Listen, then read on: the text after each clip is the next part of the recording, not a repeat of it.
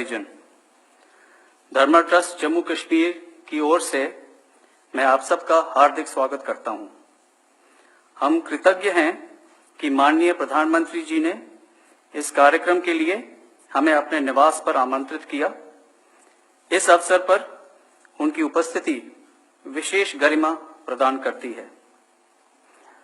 हम सबको खुशी एवं गर्व है कि इतने महत्वपूर्ण प्रकाशन के लोकार्पण के लिए देश के प्रधानमंत्री श्री नरेंद्र मोदी जी स्वयं उपस्थित हैं और वे भी बापूजी के 90वीं जन्म दिवस के अवसर पर। अब मैं आदरणीय बापूजी से निवेदन करूंगा कि वो हमें संबोधित करें।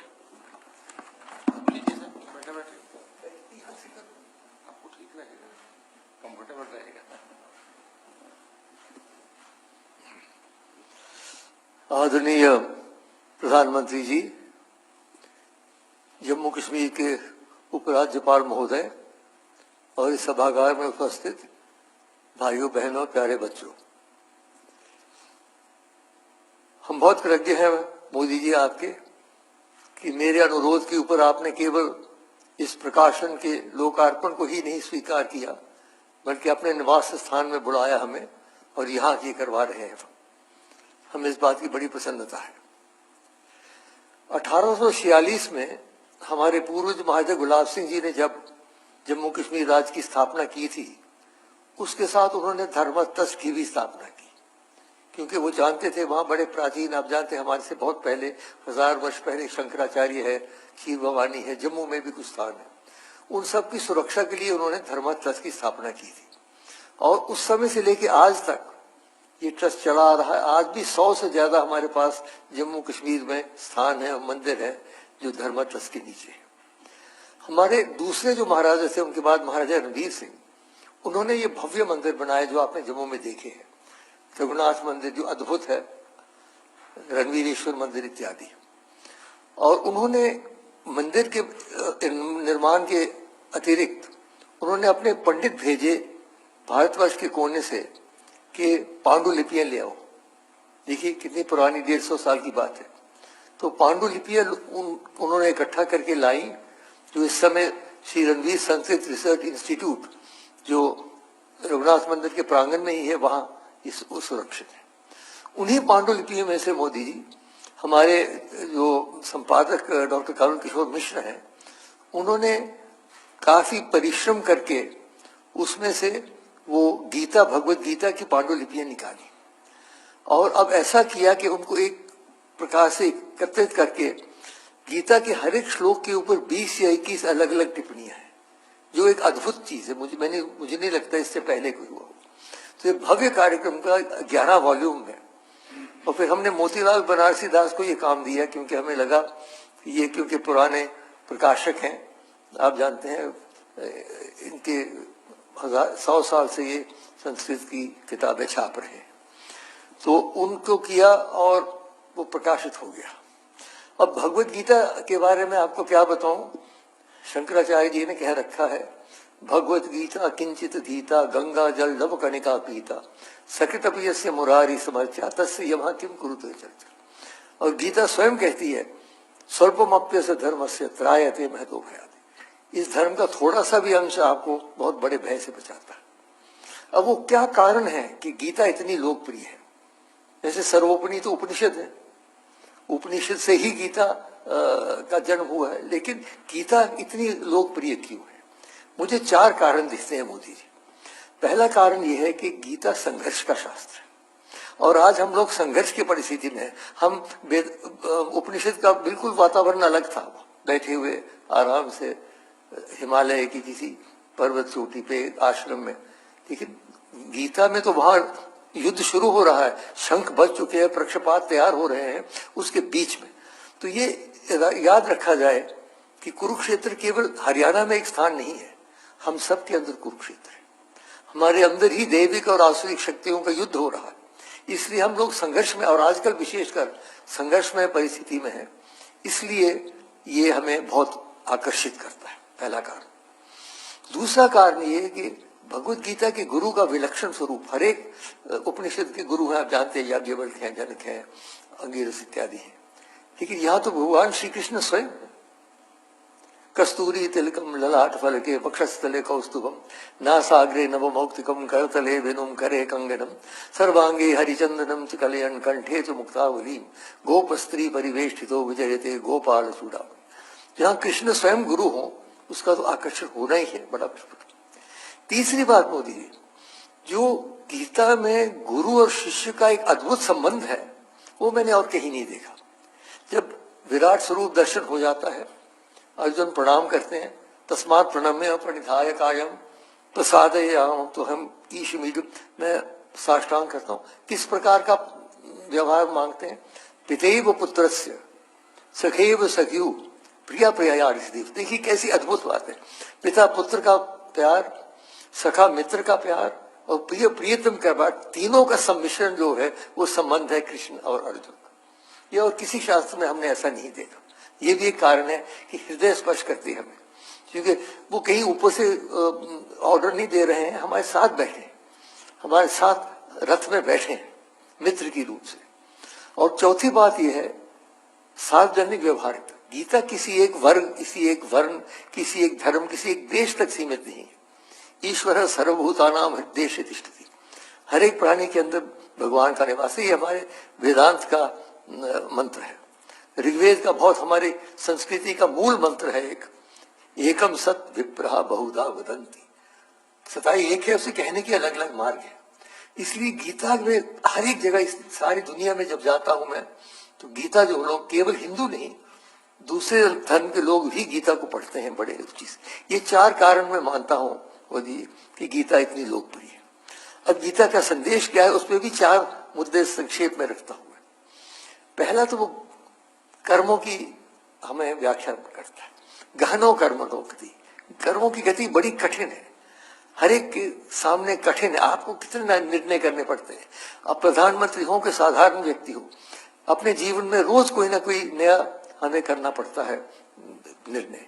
तो निर्णय का उन्होंने डूज और डोंट नहीं किया, जैसे कुछ लोगों ने कहा ये करो ये नहीं करो, नहीं। उन्होंने एक आंतरिक मंत्र दे दिया। क्या कहा उन्होंने? यत प्रवृत्तिर्भूतानां येन सर्वमिदं ततं स्वकर्मणा तमभ्यर्थ सिद्धिं विन्दति मानव। जो ईशावास्यमुदं इदं सर्वम, जो सारे ब्रह्मांड में व्याप्त शक्ति है, उसको यदि हम अपने कर्म से उसकी पूजा करते हैं तब हम सिद्धि की ओर जाएंगे। उसका अर्थ ये निकला कि जो भी हमारे इष्ट है, मैं भगवान शंकर का भक्त हूँ, यत यत कर्म करोमि तत् तत् अखिलम शंभो तबारा। कृष्ण हो, दुर्गा हो, माता हो, जीसस हो, मोहम्मद, जो भी हो, अगर आप सच्चे दिल से समर्पण करते हैं कर्म को, फिर आप गलत कर्म नहीं कर सकते। कि जो ही गलत कर्म करना शुरू किया आपने, आपको लगेगा ये तो मैं उनको नहीं समर्पित कर सकता। तो ये उन्होंने मंत्र दे रखा है कर्म का। दूसरी बात, उन्होंने एक संयुक्त योग की बात की है। हमारे संस्कृति में आप तो जानते हैं चार प्रमुख योग हैं, ज्ञान योग है, भक्ति योग है, कर्म योग है, राजयोग है। अलग अलग इनके शास्त्र भी है। लेकिन गीता में 700 श्लोक के अंदर चारों योग की उन्होंने व्याख्या की है। और जो जैसे ज्ञान योग नहीं ज्ञानेन सदृशं पितृ में विद्यते, और भक्ति योग तो है ही, जहां कृष्ण होंगे भक्ति भक्ति होगी। और कर्म योग की मैंने बात कही। राजयोग के बारे में भी मोदी जी अगर आप पढ़ें, पर्याप्त उसमें सामग्री है। कैसे बैठना चाहिए, कैसे श्वास लेना चाहिए, कैसे ध्यान देना चाहिए। तो चारों योग सम्मिश्रित योग। तीसरी बात, संयुक्त आश्वासन। बड़े आश्वासन देते हैं मोदी जी। यदा यदा हि धर्मस्य ग्लानिर्भवति भारत अभ्युत्थानाम धर्मस्य तदात्मानं सृजाम्यहं परित्राणाय साधूनां विनाशाय च दुष्कृतां धर्म संस्थापनार्थाय संभवामि युगे। और कौन्तेय प्रतिजानीहि न मे भक्त प्रणश्यति। लेकिन अब मैं एक नई बात कहूंगा। वो जो आश्वासन, आप अगर आश्वासन देते हैं कोई लोकसभा में, तो 1 साल के बाद लोग कहेंगे प्रधानमंत्री आपने आश्वासन दिया था, पूरा कीजिए। तो श्री कृष्ण को ऐसे ही जाने थे, बांसुरी बजाते बजाते आश्वासन दे के निकल जाए। बांधना है उनको कैसे बांध सकते हैं? भक्ति से ही बांध सकते हैं, और तो कोई तरीका है नहीं। और एक और बात मैं कहूं मोदी जी, शायद पहली बार आपने सुना, अगर हमें भगवान की आवश्यकता है तो भगवान को भी हमारी आवश्यकता है। याद रखिए, मानव की सहयोग के बिना भगवान का कार्य पूरा नहीं होता। नहीं तो सुदर्शन चक्र का चला लेते, युद्ध खत्म कर लेते। नहीं, क्यों अर्जुन के पीछे पड़ रहे? खड़े हो जाओ, निमित्त मात्र, मैंने सबको मार रखा है, खड़े हो जाओ। खड़े क्यों? क्योंकि हमारे सहयोग के बिना उनका कार्य पूरा नहीं। श्री राम ने भी जब चढ़ाई करनी थी श्रीलंका पर, तो अयोध्या से कोई नहीं आया। वहां के जो वनवासी है, और बहुत प्रगतिशील वनवासी है, ये दुर्भाग्य है कि हमारे उत्तर भारत के कवियों ने उनको वानर कह दिया, तो लोग समझते हैं वानर है। वानर नहीं है, बहुत ही प्रगतिशील। उनके देखिए कितनी बड़ी राजधानियां थी। तो इसलिए वो सब इकट्ठे किए, वो सेना बनी, तब जाके उनका कार्य पूरा हुआ। तो इसलिए हमें भगवान को बांधना है। जो आश्वासन ने किए कि नहीं तो ये ना हो जाए कहीं मोदी जी कि हमने माना कि दगाफुल ना करोगे लेकिन खाक हो जाएंगे हम तुमको खबर होने तक। वो आश्वासन दे के जो चले गए बांसुरी बजाते बजाते, तो हम सब यही रहेंगे। और चौथी और अंतिम बात मैं कह रहा, संयुक्त समर्पण। अंत में जब सारी गीता समाप्त हो जाती है, गीता तो प्रश्नोत्तरी है, आप जानते हैं, उपनिषद भी प्रश्नोत्तरी, हमारी संस्कृति ही प्रश्नोत्तरी की संस्कृति है। तो गीता में जो अंत में सब समाप्त हो जाता है, तो भगवान एक अपना श्लोक बोलते हैं। क्या कहते हैं? सर्व धर्मान परित्यज्य माम एकम शरणम व्रज अहम त्वा सर्व पापेभ्यो मोक्षयिष्यामि। सब धर्म क्या? धार्यते इति धर्म, जो धारण करता है। कुछ तो समझते हैं कि उनका धन धारण करेगा, कुछ समझते हैं उनकी विद्या धारण करेगी, कोई समझते हैं उनकी सत्ता धारण, अंततो गत्वा दैविक शक्ति ही धारण कर सकती है। इसलिए वो कहते हैं सब धर्म को छोड़ो, मां शुच। आखिरी जो दो शब्द है देखिए गीता के, मां शुच, डरो नहीं। जैसे एक अंधेरे कमरे में बच्चा चल रहा हो तो मां पीछे कहते डरो नहीं बेटा, मैं विषय।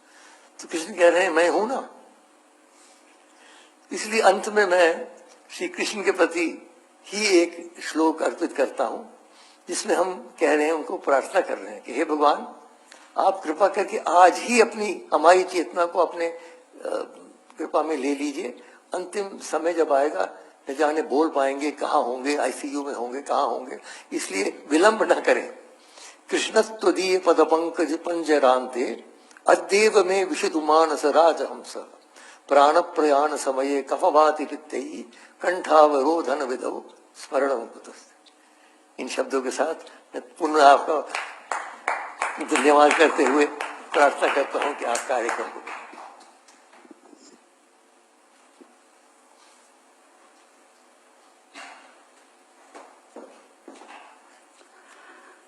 अब मैं प्रधानमंत्री जी, उपराज्यपाल जी और डॉक्टर करण सिंह जी से निवेदन करूंगा कि बुक रिलीज करें, और प्रधानमंत्री जी बटन दबा के बुक रिलीज करेंगे।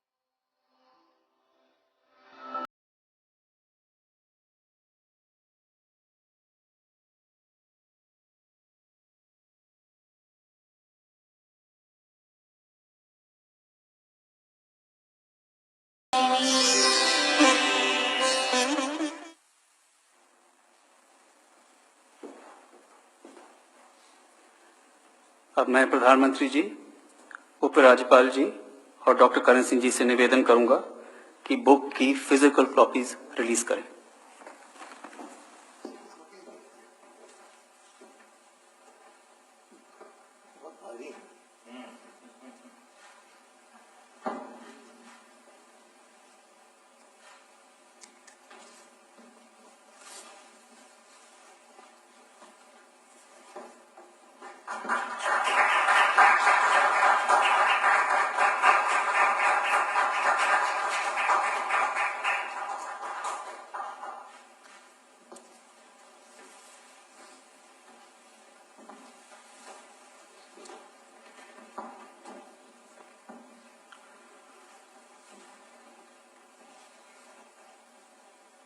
मैं प्रधानमंत्री जी से अनुरोध करूंगा कि अपने विचार हमारे सामने रखें।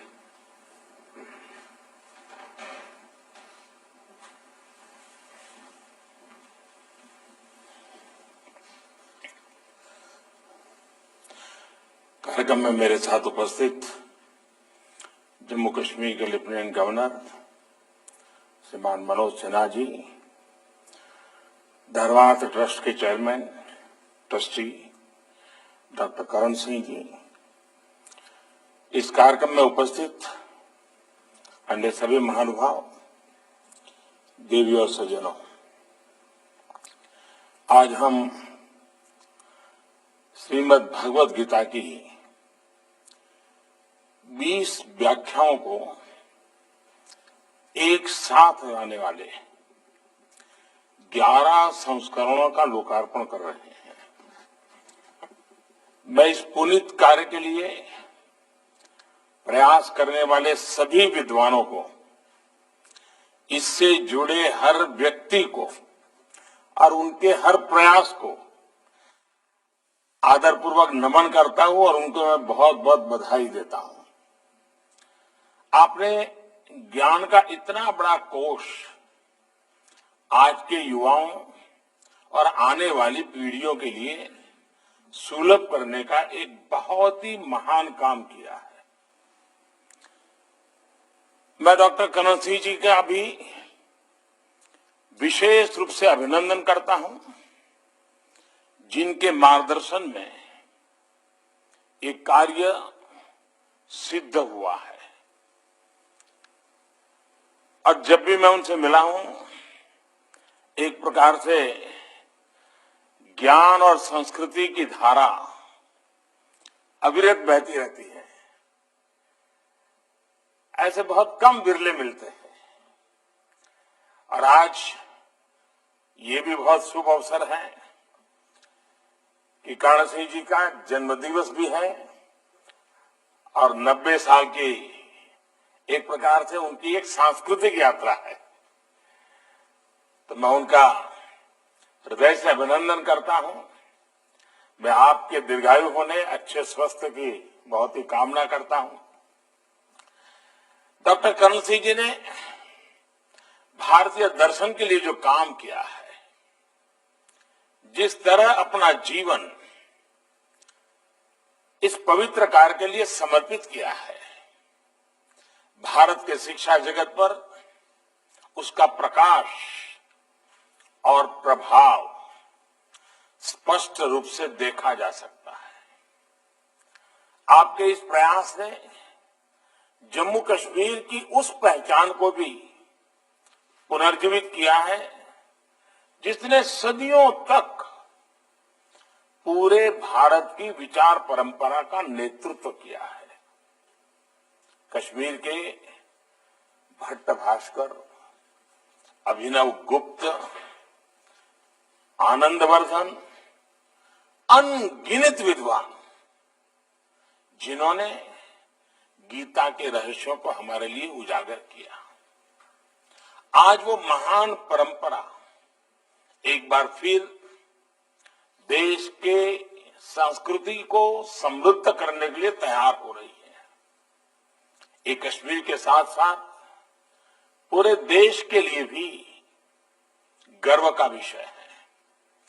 साथियों, किसी एक ग्रंथ के हर श्लोक पर ये अलग अलग व्याख्याएं, इतने मनीषियों की अभिव्यक्ति, ये गीता की उस गहराई का प्रतीक है जिस पर हजारों विद्वानों ने अपना पूरा जीवन दिया है। ये भारत की उस वैचारिक स्वतंत्रता और सहिष्णुता का भी प्रतीक है, जो हर व्यक्ति को अपना दृष्टिकोण, अपने विचार रखने के लिए प्रेरित करती है। किसी के लिए गीता ज्ञान का ग्रंथ है, किसी के लिए सांख्य का शास्त्र है, किसी के लिए योग सूत्र है, तो किसी के लिए कर्म का पाठ है। और मैं जब गीता को देखता हूं तो मेरे लिए ये उस विश्वास के विश्व रूप समान है जिसका दर्शन हमें 11वें अध्याय में होता है। मम देहे गुड़ाकेश यच्च अन्नत दृष्टमो इच्छसी, अर्थात मुझ में जो कुछ भी देखना चाहो देख सकते हो। हर विचार, हर शक्ति के दर्शन कर सकते हो। साथियों, गीता के विश्व रूप ने महाभारत से लेकर आजादी की लड़ाई तक हर कालखंड में हमारे राष्ट्र का पथ प्रदर्शन किया है। आप देखिए, भारत को एकता के सूत्र में बांधने वाले आदि शंकराचार्य जी ने गीता को आध्यात्मिक चेतना के रूप में देखा। गीता को रामानुजाचार्य जैसे संतों ने आध्यात्मिक ज्ञान की अभिव्यक्ति के रूप में देखा। स्वामी विवेकानंद जी के लिए गीता अटूट कर्मनिष्ठा और अदम्य आत्मविश्वास का स्रोत रही है। गीता श्री अरबिंदो के लिए तो ज्ञान और मानवता की साक्षात अवतार थी। गीता महात्मा गांधी की कठिन से कठिन समय में पथ प्रदर्शक रही है। गीता नेताजी सुभाष चंद्र बोस की राष्ट्रभक्ति और पराक्रम की प्रेरणा रही है। ये गीता ही है जिसकी व्याख्या बाल गंगाधर तिलक जी ने की और आजादी की लड़ाई को एक नई ताकत दी, नई ऊर्जा दी थी। मैं समझता हूं कि ये सूची इतनी लंबी हो सकती है कि कई घंटे भी इसके लिए कम पड़ेंगे। आज जब देश आजादी के 75 साल मनाने जा रहा है, तो हम सबको गीता के इस पक्ष को भी देश के सामने रखने का प्रयास करना चाहिए। कैसे गीता ने हमारी आजादी की लड़ाई को ऊर्जा दी, कैसे हमारी स्वाधीनता सेनानियों को देश के लिए अपना सर्वस्व बलिदान करने का साहस दिया, कैसे गीता ने देश को एकता के आध्यात्मिक सूत्र में बांध कर रखा। इस सब पर भी हम शोध करें, लिखें और अपनी युवा पीढ़ी को इससे परिचित कराएं। साथियों, गीता तो भारत की एकजुटता, समत्व की भावना का मूल पाठ है, क्योंकि गीता कहती है समम सर्वेषु भूतेषु तिष्ठन्तम परमेश्वरम, अर्थात प्राणी मात्र में ईश्वर का निवास है, नर ही नारायण है। गीता हमारी ज्ञान और शोध की प्रवृत्ति की प्रतीक है, क्योंकि गीता कहती है नहीं ज्ञानेन सदस्यम, नहीं ज्ञानेन सदस्यम पवित्रम निहि विद्यते, अर्थात ज्ञान से पवित्र और कुछ भी नहीं है। गीता भारत के वैज्ञानिक चिंतन की, साइंटिफिक टेम्परामेंट की भी गीता ऊर्जा स्रोत है, क्योंकि गीता का वाक्य है ज्ञानम विज्ञानम सहितम, ज्ञानम विज्ञानम सहितम यद ज्ञात्वा मोक्ष से अशुभात्, अर्थात ज्ञान और विज्ञान जब साथ मिलते हैं तभी समस्याओं का, दुखों का समाधान होता है। गीता सदियों से भारत की कर्मनिष्ठा का प्रतीक है, क्योंकि गीता कहती है योगः कर्मसु कौशलम, योगः कर्मसु कौशलम, अर्थात अपने कर्तव्यों को कुशलतापूर्वक करना ही योग है। साथियों, गीता एक ऐसा आध्यात्मिक ग्रंथ है जिसने ये कहने का साहस किया कि न अनव्याप्तम न अनवाप्तम अवाप्तव्यम वर्तेव च कर्मणि, अर्थात सभी हानि, लाभ और इच्छाओं से मुक्त ईश्वर भी बिना कर्म किए नहीं रहता है। इसलिए गीता पूरी व्यावहारिकता से इस बात को कहती है कि कोई भी व्यक्ति बिना कर्म किए नहीं रह सकता। हम कर्म से मुक्त नहीं हो सकते। अब ये हमारी जिम्मेदारी है कि हम अपने कर्मों को क्या दिशा दें, कैसा स्वरूप दें। गीता हमें मार्ग दिखाती है, हम पर कोई आदेश नहीं थोपती। गीता ने अर्जुन पर भी कोई आदेश नहीं थोपा था, और अभी डॉक्टर साहब भी कह रहे थे गीता आदेश नहीं देती है। श्री कृष्ण ने पूरी गीता के उपदेश के बाद अंतिम अध्याय में अर्जुन से यही कहा, अरे सब कुछ करने के बाद जितना जोर लगाना था लगा लिया, लेकिन आखिर में क्या कहा, यथा इच्छसी तथा कुरु। यानी अब मैंने जितना कहना था कह दिया, अब तुम्हें जैसा ठीक लगे ऐसा तुम करो। ये अपने आप में शायद इससे ज्यादा लिबरल थिंकिंग कोई नहीं हो सकता है। कर्म और विचारों की ये स्वतंत्रता ही भारत के लोकतंत्र की सच्ची पहचान रही है। हमारा लोकतंत्र हमारे विचारों की आजादी देता है, काम की आजादी देता है, अपने जीवन के हर क्षेत्र में समान अधिकार देता है। हमें आजादी उन लोकतांत्रिक संस्थाओं से मिलती है जो हमारे संविधान की संरक्षक है। इसलिए जब भी हम अपने अधिकारों की बात करते हैं तो हमें अपने लोकतांत्रिक कर्तव्यों को भी याद रखना चाहिए। आज कुछ लोग ऐसे भी हैं जो इसी कोशिश में रहते हैं कि कैसे संवैधानिक संस्थाओं की गरिमा पर, उनकी विश्वसनीयता पर चोट की जाए। हमारी संसद हो, न्यायपालिका हो, यहां तक कि सेना भी उस पर भी अपने राजनीतिक स्वार्थ में हमले करने की कोशिश होती रही है। ये प्रवृत्ति देश को बहुत नुकसान पहुंचाती है। संतोष की बात है कि ऐसे लोग देश की मुख्य धारा का प्रतिनिधित्व नहीं करते हैं। देश तो आज अपने कर्तव्यों को ही संकल्प मान करके आगे बढ़ रहा है। गीता के कर्मयोग को अपना मंत्र बनाकर देश आज गांव, गरीब, किसान, मजदूर, दलित, पिछड़े समाज के हर वंचित व्यक्ति की सेवा करने में उनका जीवन बदलने का प्रयास कर रहा है। साथियों, गीता के माध्यम से भारत ने देश और काल की सीमाओं से बाहर पूरी मानवता की सेवा की है। गीता तो एक ऐसा ग्रंथ है जो पूरे विश्व के लिए है, जीव मात्र के लिए है। दुनिया की कितनी ही भाषाओं में इसका अनुवाद किया गया, कितने ही देशों में इस पर शोध किया जा रहा है। विश्व के कितने ही विद्वानों ने इसका सानिध्य लिया है। ये गीता ही है जिसने दुनिया को निस्वार्थ सेवा जैसे भारत के आदर्शों से परिचित कराया।